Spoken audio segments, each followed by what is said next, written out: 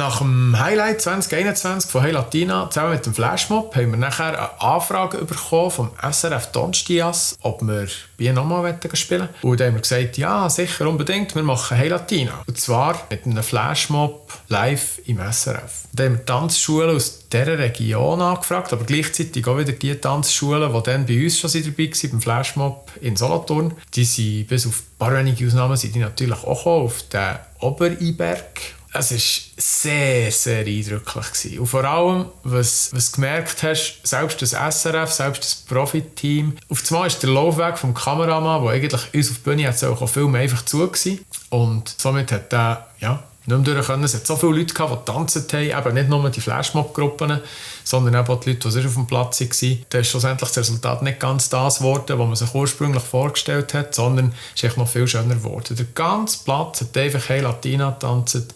Ein weiteres riesengroßes Highlight für Hey Latina.